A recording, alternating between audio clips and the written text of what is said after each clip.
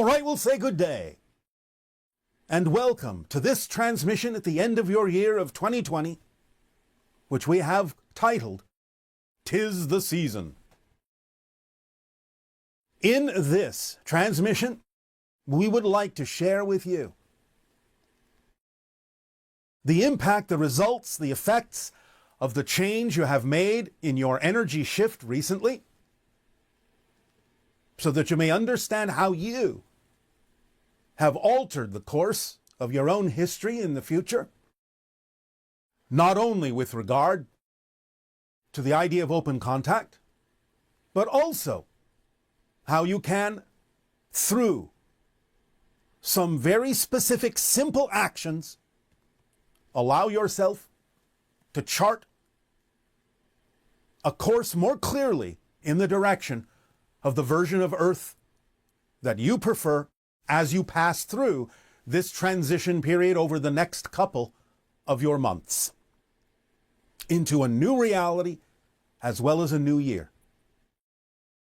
So let us begin by first and foremost informing you that there will be now, in the new year, more opportunities for individuals to perceive, to experience what you typically refer to as UFO sightings, as a reflection of the shift, of the change you have now created. We understand that there may still be many processes to go through in harmonizing, settling down, getting used to the new direction, the new energy, and that's fine.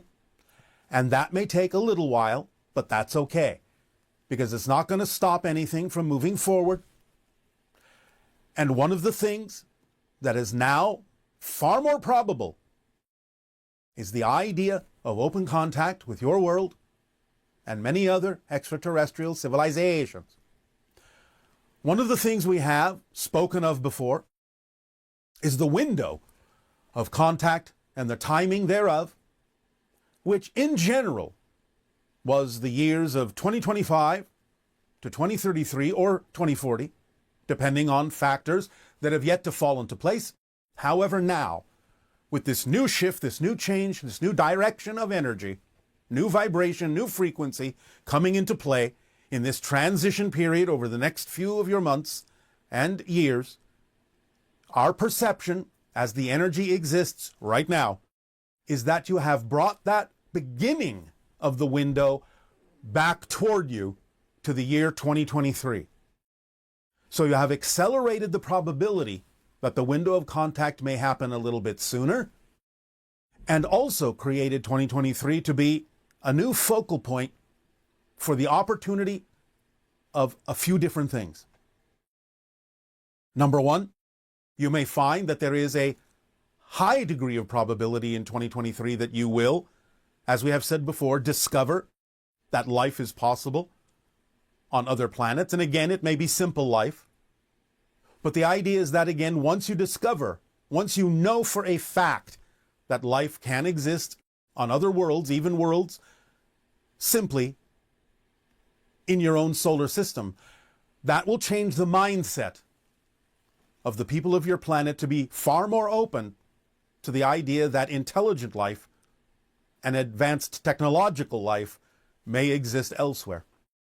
You are rapidly approaching that realization, that understanding, and will soon, either slightly before or in the year 2023, most likely, most probably make that discovery as we read the energy now.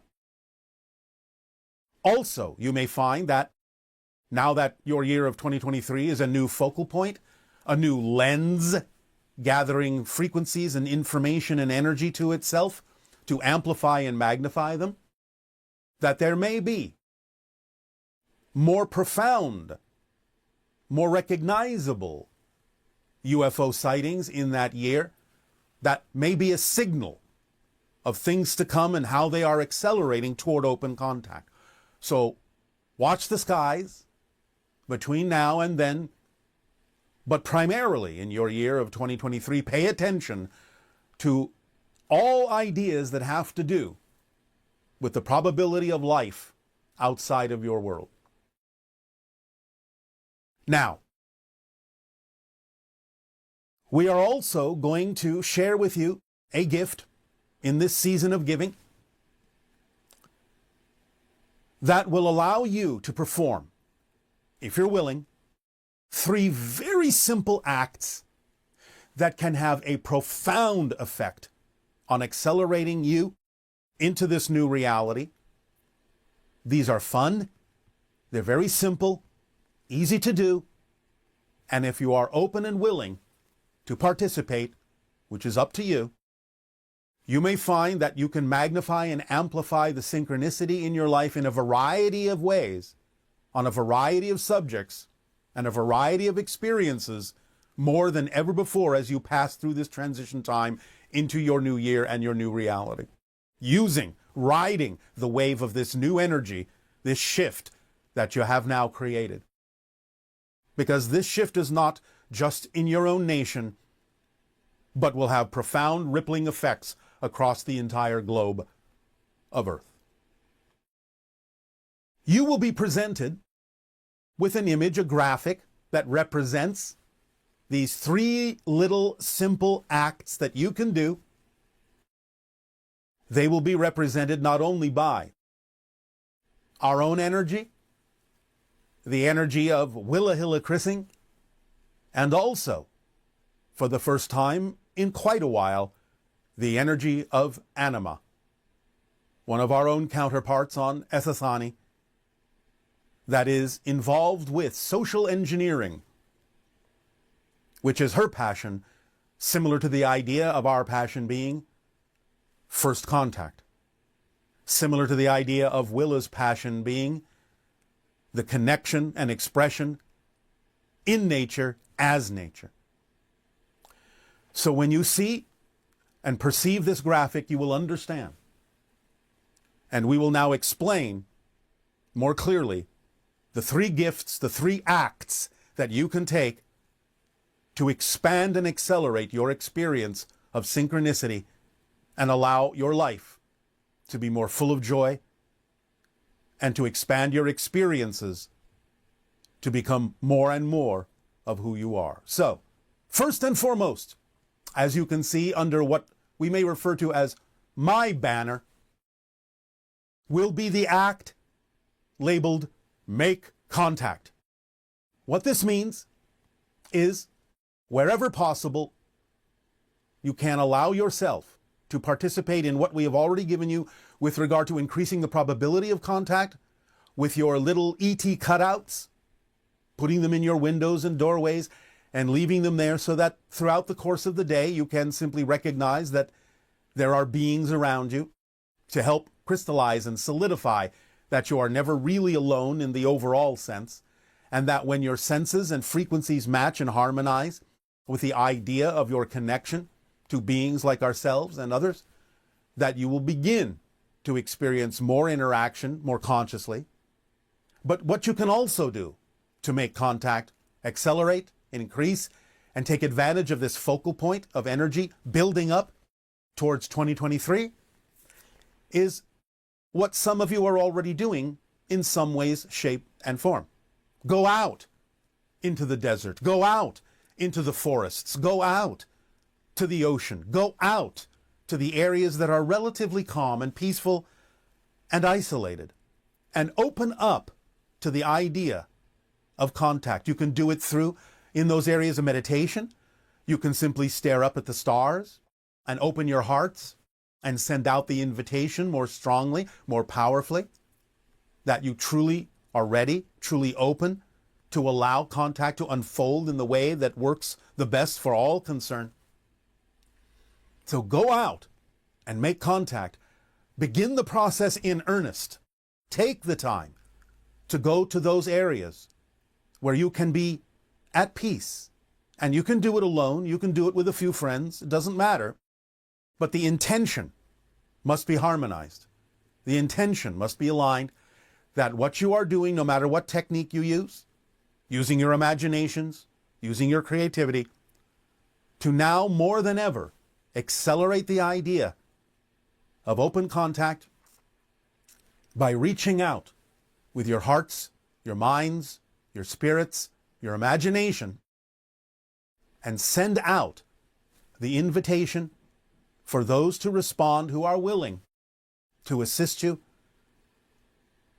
to appreciate you, to love you as you assist, appreciate, and love yourselves more and more. So the first act that you can do, the first gift we are giving you in this season, is to go out and make contact from your side so that from our side we may respond more readily. The second act, as you can see from the graphic, comes from Willa Hillikrissing, 700 years in your future as you know time to exist. And her suggestion, her gift, and the act that she proposes is to go and plant a tree. The physical act of planting a tree, or, if you wish, a garden of flowers, or anything that grows in the earth, will be an act that will again connect you more strongly to your understanding of your relationship, again, not only with the concept of being in nature, but the expression of yourself as nature. You may yourself do this, although we know that some individuals may do things like donate a tree in someone's name, which is also fine. But please understand that what we are giving you here are things that require some degree of physical action for yourselves personally, so that you can make the connections that are necessary, again, to ride the wave of the shift and the change you have begun to create. Don't let the momentum slow down. These simple acts will have more profound effects than you might imagine at first, not only for yourselves individually, but for your world at large. So, the first gift, the act, the physical act of going out and in your own way, opening up and making contact. The second, planting a tree or a garden or vegetables and fruits, whatever you wish to do, but the physical act of connecting to the earth. And also, what Willa has already shared with you in terms of the rituals and processes of becoming a cryptic by being in a forest or someplace where there are groves of trees, near water, be it a stream, a river, a lake, the ocean, with your back to the tree, sitting in a comfortable position against the tree, facing the water, hearing the water, doing that cryptic meditation, that realization of reaching down into the earth with your mind, with your imagination, with your emotions, with your heart, connecting to the root system, the mycelial network that connects all the trees in the area, upon which they exchange information, support, energy, food, water, to act as one being, a collective full of unique individuals with their own unique aspects and beauty and gifts to give, and tap into that communication so that you become part of that network, part of that forest. So these things, again, the physical acts that are summed up simply by the phrase, plant a tree. And then the third gift, the third act from Anima, who again follows her passion of being a sociological engineer, which means she is understanding of the connections between the individuals in society and how to amplify and magnify them. And the simplest expression of this idea is to do a kindness for someone. Do a favor, do a kindness, be it a friend or a stranger. Again, we understand that at this time in your process you have protocols based on the idea of keeping yourselves safe during your pandemic, and we are not in any way, shape, or form asking you to violate any of those protocols in this act of kindness. So attend to yourselves and attend to others, which is also an act of kindness to make sure they are safe, as well as you are safe, in whatever way, shape, or form is representative of the agreements you have made with the family of humanity. But do a kindness where you can. Help someone with something, out of the blue, as you say, unexpectedly, as you say. Give them something they need. Show them something they need. Be there for them in a way that they may need. Again, even the simplest act of helping a stranger in a safe way on little things that they don't expect will brighten their day, will make them feel more connected, even if it is somebody, and perhaps even more profoundly if it is somebody that you may philosophically disagree with. Do an act of kindness, because that goes beyond all of the differences that many of you may exhibit. Just do a simple kindness, perhaps even every day. It's up to you. But these 3 simple acts, as you can see, if you can see them holistically, as they work as a unit together, make contact, connects you to the stars. Plant a tree, connects you to the earth and grounds you.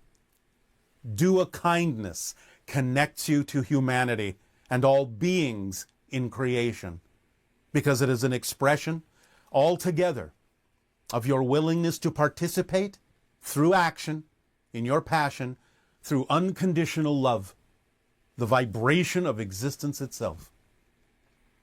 Make contact, plant a tree, do a kindness.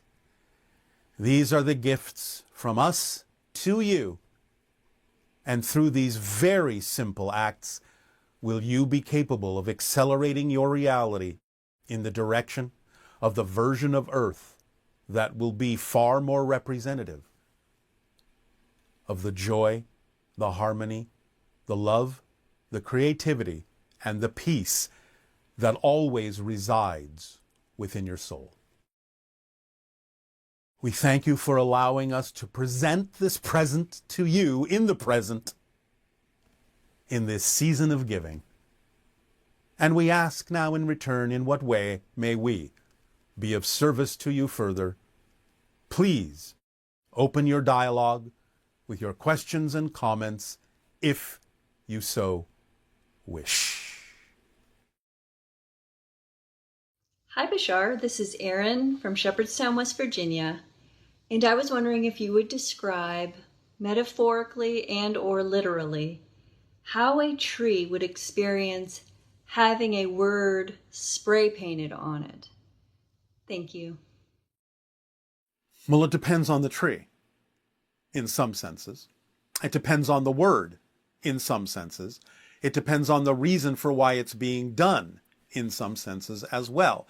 So you're kind of looking at a very complex combination of factors that go into why such an action would be taken. Now, of course, you might say, well, it's not an ideal action. It's not representative of something that exists per se in the nature of the tree to have something painted upon it in that way. But again, as a human is also an expression of nature, it can be reflective in the tree, like an animal, may allow for something to happen between itself and a human that will, if the human is conscious enough, reflect back to the human the reasons for why the human felt the need to do that, that can then, from the tree's reflection, put the human in touch with belief systems within it that cause that particular behavior to occur. So trees may be willing sometimes to take that on in order to reflect back to the human something that will put the human in touch with what belief systems are going on within the human's consciousness that caused it to believe that it needed to reflect that on the tree in that way. So it depends on the person, it depends on the tree, depends on the reasons, depends on the circumstance at that moment, and a variety of other things going on. In a sense, you could say it's not necessarily, in its purest sense, representative of an ideal balance, but then again, it may be part of a process to help the human get into an ideal balance. Hi there, Bashar. And to you, good day. Pleasure talking to you again. Hope you've All been right, well. speak up, please. Okay. The U.S. presidential election has been very energetic and polarizing. Yes. Will we begin to see more change within each other, a bipartisanship between one another? Basically, what I want to do is compare and contrast the energy of what we're leaving to what we're going to as far as the way people are communicating with one another societally. Yes, if you are willing to do so, that is what you will see. And that's what we're referring to in this transition time, not only over the next couple of months, but also over the next couple of years. It may take 1 to 2 of your years to truly begin, if you practice, the idea of finding unity, harmony, commonality, connection. If you are willing to get at the core issues, because many times what you are calling the concept of partisanship is nothing more than an over-focus on the surface features that individuals believe represent what it is they prefer, but quite often are not. So the idea is that if you really get down to the core issues, the core of each issue, you will find that there's a lot more commonality than you may think. It's just that many people represent these things by different symbols that appear to be polarized. When you can get down to the real reasons, the core reasons why people say they want what they want, why people say they need what they need, you can find that they will almost always come down to some very basic concepts that you all share a desire for. And then once you get to the core and realize what the common need is among all of you, then you can work your way back out and use symbols that are less polarizing, because now you understand that you actually have a common goal of the need of the core that will serve everyone to the best of its ability, and you can use fewer polarizing symbols, maybe even no polarizing symbols, to allow yourselves to work together hand in hand to achieve those things, to manifest those things, now that you don't necessarily believe that they're really on opposite ends of the spectrum, but really just different representations of the same basic need that you all have. I understand that very clearly. I think so many of us are more down the center on things than we realize.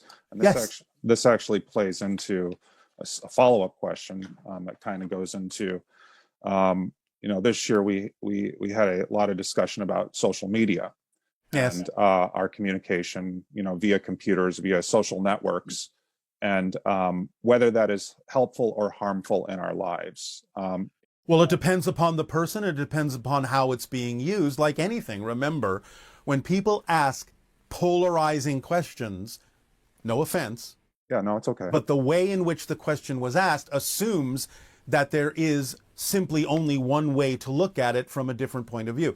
Remember, it's not this or that, it's this and that. Anything can serve double duty. Anything can be experienced positively or negatively.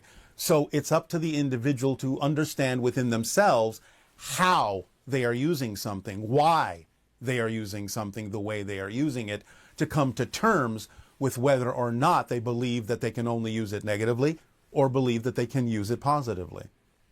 Understand. So you would suggest that let's say Bashar was on Facebook, or your interactions with, so many of us, I think, are drawn in by wanting to see and experience each other's lives as a form of connection. Yes. But we also have other things due to algorithms and things out of our control that we understand, but they're not really completely out of your control. If you recognize what those algorithms are doing to create more polarization, then you can come to terms and come to an agreement of how to change the algorithms so that it actually creates more realization, more awareness, and more unity. Do you think we will have more people understand? I very clearly understand the algorithms in my own personal experience online, that the more negative I look at, the more it feeds me more of what I perceive as negative. Yeah. Will we have more people understanding the way social media works in their lives and making those choices? Or well, yes, but again, please do remember, you're asking the question as if more people on the world you're on now have to do that. The idea is you never change the world you're on. You change yourself and shift yourself to a version of Earth that already contains more people that understand that. Okay, I understand that. All right. Another thing, this is one that kind of deals with the spiritual communities because I'm someone who's participated in a lot of different spirituality communities over time, and I have this perspective these days. I just see a lot of again split in that world as well. Yes. Where I have a discordance, and I don't want to focus on it at times, but I see it even within dear close friends of mine. Well, yes, you're going to see it more and more and more. Remember that as you expand your consciousness, you see more of both sides. Now, you don't have to experience both sides, but you become more aware that polarity does exist on every level except the one. So the idea is not to worry that just because you can see more of it, that somehow it affects you. Again, it's the idea that seeing it gives you the opportunity to decide more clearly what